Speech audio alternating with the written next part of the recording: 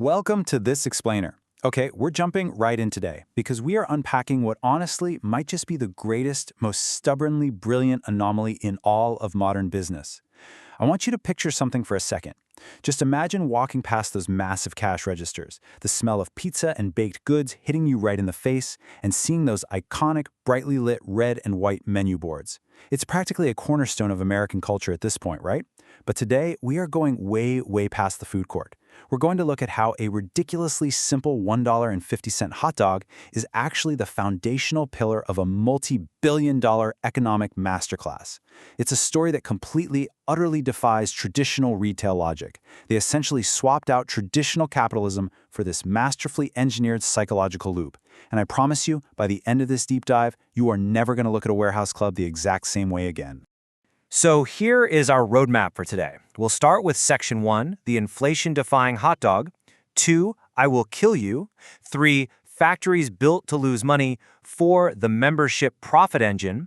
5, the psychology of shopping. And finally, 6, the unicorn of no pass-through. Let's get right into it. Section 1, the inflation-defying hot dog. So let me pose this question directly to you, and I want you to really think about the basic mechanics here. How on earth does a company generate billions of dollars in profit by intentionally, and I mean highly strategically, losing money? Think about how completely counterintuitive that is to basically everything we know about standard capitalism.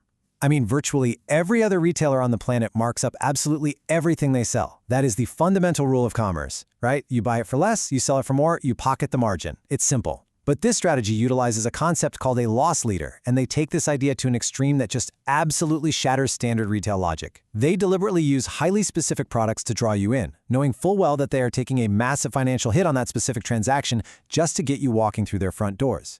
And the ultimate poster child for this strategy is this exact number, $1.50. The famous hot dog and soda combo has maintained this precise price tag since 1985. Just pause and think about the historical context for a second. 1985, that is 4 decades ago. This single price point has remained completely untouched by the stock market crashes of the late 80s, the dot-com bust, the Great Recession, the housing crisis, a global pandemic, and, the most severe decades-high inflation we've experienced recently. While the cost of literally everything else in our lives has skyrocketed, this price is essentially a fossil. It's just frozen in carbonite within the modern economy. To truly grasp the sheer absurdity of this deal, we just have to look at the numbers. According to an analysis by Ecometrics, which uses hard data from the Bureau of Labor Statistics, if this combo simply followed the Federal Consumer Price Index, which is just the standard metric for tracking how the cost of everyday goods goes up over time, it should cost at least $4.28 today. And honestly, depending on the specific food and agricultural inflation metrics you want to use, realistically, it should be priced as high as $4.91. That gap, between $1.50 and nearly $5, that is the massive margin of protection they are absorbing. They act as a total brick wall, entirely shielding you, the consumer, from the harsh reality of modern economics. Which brings us to Section 2, I will kill you. This quote is absolutely legendary in the business world, and yes, it is 100% real. Picture the boardroom tension here.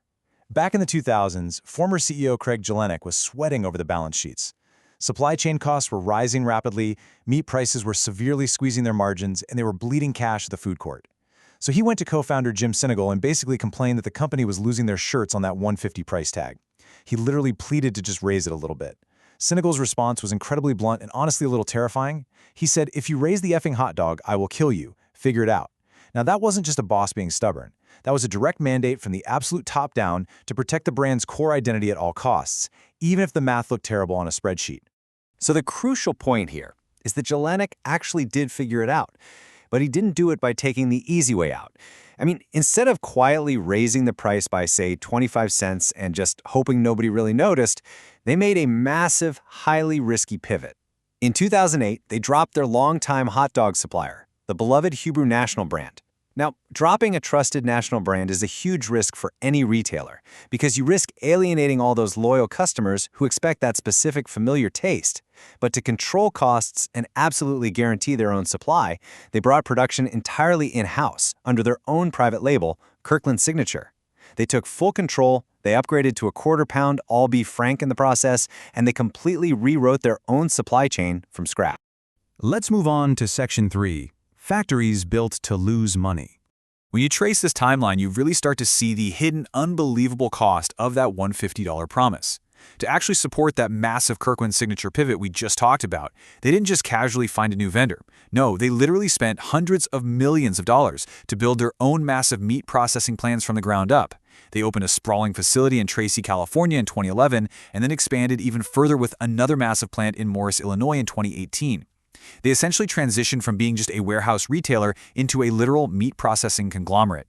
They invested insane amounts of capital just to control every single variable, every piece of machinery, and every step of the logistics pipeline just to guarantee that one specific price would never have to change. And it's not just the hot dogs either. Just look at the staggering specs of their poultry operation. They went out and built a $450 million vertically integrated poultry empire out in Fremont, Nebraska, solely to keep their famous rotisserie chickens exactly at $4.99. This single plant processes 2 million chickens a week. They control the chicks, the precise feed they eat, the rigid contracts with local farmers. They literally own the entire agricultural ecosystem. They sold over 157.4 million of these birds in 2025 alone. And here is the real kicker. They eat an estimated $30 to $40 million in losses annually on chickens alone. But see, they don't view it as a loss. They view it as a highly effective marketing expense to maintain totally unmatched customer loyalty. I also absolutely love this operational detail, because despite the massive, highly industrial scale of their entire production pipeline, they maintain incredibly strict, consistent quality across all their local food courts. Former employees have actually shared that the secret to that specific, nostalgic taste you get is the rigid precision. The hot dogs are gently poached in exactly 165-degree water, so they are never violently boiled, and the buns are meticulously wrapped and steamed. This level of intense, careful engineering ensures that a hot dog you buy in California tastes exactly identical to a hot dog you buy in New York. It's a consistent culinary experience delivered millions of times a year, and that reinforces absolute brand trust. That takes us to Section 4, the membership profit engine. This breakdown really reveals the massive secret to their overall success. Because here's the thing, the hot dog isn't the real product. The rotisserie chicken isn't the real product. The membership itself is the product. A staggering 66% of their net profit in 2024, and actually it was up to 73% back in 2022, came purely from their $65 to $130 annual membership fees. They pull in over $4 billion annually just from these entry fees. I really want you to think about this for a second. They operate much more like Netflix or a high-retention software-as-a-service subscription business than a traditional physical retail store. You are literally paying an annual subscription fee just to unlock access to their platform. Just contrast this directly with your typical neighborhood grocery store. Standard retailers survive by marking up products anywhere from 25 to 50%, and honestly, sometimes significantly higher on premium goods. But because this model relies on that massive, completely predictable mountain of membership revenue, they strictly cap their merchandise markups at a maximum of just 14 to 15%. Now ask yourself, why do 9 out of 10 people renew their memberships every single year without any hesitation? Well, it's because that rigid 14% markup cap mathematically guarantees they are going to save far more over the year than the $65 fee cost them in the very first place. Their goal isn't to make a hefty profit on the ketchup or the tires you're buying, it's to make you love the deal so much that renewing your card becomes an absolute no-brainer. Section 5. The psychology of shopping. Okay, let's dive into the human behavior aspect of this model, because they are engineering exactly how you shop from the very second you step through those enormous warehouse doors. There are 3 major psychological mechanisms working on your brain simultaneously here. First is the sunk cost fallacy. You already paid $65 just to get in the building. And because you spent that money, you inherently feel compelled to skip the free grocery store down the street and shop there instead, just to validate and earn back your initial purchase. Second is limited selection, which we'll unpack deeply in a second. And third is the strategic layout, which is famously known in retail psychology as the treasure hunt. Consider the stark contrast in these inventory numbers. This perfectly highlights that limited selection trick.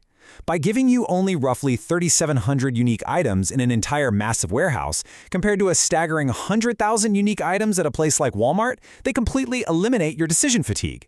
Think about standing in a normal grocery aisle faced with 20 different brands of olive oil. Your brain just kind of paralyzes, right? It takes time and mental energy to choose. But here, there's only 1, maybe 2 premium options. By totally removing the burden of choice, they dramatically speed up your shopping process, they keep your mental energy high, and they make you far more susceptible to confidently throwing large, expensive impulse buys right into your oversized cart. Now, combine that high energy with their strategic layout. Notice how there are no helpful aisle signs hanging from the ceiling pointing you to what you need? Plus, the inventory is constantly shifting locations week to week, and the basic staples that everyone actually needs, the milk, the eggs, the rotisserie chickens, they are purposefully hidden in the absolute deepest, farthest back corners of the store. I want you to visualize this. They are intentionally forcing you to navigate a complex maze. You have to walk all the way past the high-margin, wildly unexpected items like 70-inch TVs, diamond rings, kayaks, and winter jackets just to get your basic groceries. The layout virtually guarantees you enter for a cheap meal and leave with a $200 receipt. Finally, Section 6, the unicorn of no pass-through. When academics study something called retail pass-through, like in a famous paper analyzing Dominic's grocery stores, they see a very clear pattern. Normally, when wholesale spot prices jump around due to supply chain issues, inflation, or fuel costs, traditional retailers pass those exact costs directly to you, the consumer. They do this through fluctuating high and low pricing tactics. Basically, when their costs go up, your price goes up. They mirror each other almost exactly. You, the everyday shopper, are the one forced to absorb the shock of a volatile market. And this is exactly what defines Costco as the absolute unicorn in the modern retail space. They practice no pass-through on these iconic focal items. They act as a total brick wall against inflation, absorbing 100% of those wild supply chain cost increases internally just to maintain that focal price point. They absolutely refuse to pass a single solitary cent onto the shopper's $1.50 combo. In times of severe inflation, this unicorn strategy builds a level of deeply rooted consumer trust and fierce brand loyalty that no amount of traditional advertising could ever possibly buy. It's a rock-solid promise that no matter how chaotic the economy gets out there, this one thing inside their walls remains perfectly reliable. And the sheer global scale of this strategy is simply mind-bending. In fiscal year 2025 alone, they successfully sold over 245.1 million hot dog combos globally. Let's just do the math on that for a second. At $1.50 each, that is nearly $370 million worth of a product that is specifically, mathematically designed to operate at a financial loss. If you frame this as a $370 million annual marketing campaign designed to lose money, the absolute gravity and brilliance of the strategy hits so much harder. It is a massive, incredibly expensive beacon constantly broadcasting their commitment to value. Which leaves us with this final, somewhat provocative thought to wrap up our explainer today. When you really break it all down, step back and look at the entire machine. Are they just a traditional retailer selling products? Or are they a carefully constructed, brilliantly engineered architectural masterpiece that actually sells the psychological feeling of an unbeatable deal? The next time you swipe your membership card, navigate that maze past the 70-inch TVs and head straight for the food court to grab that perfectly engineered $1.50 hot dog, just remember, you aren't just buying lunch. You are actively participating in one of the most perfectly designed, psychologically brilliant business loops in American commerce. Thanks so much for joining me on this deep dive, and as always, keep learning.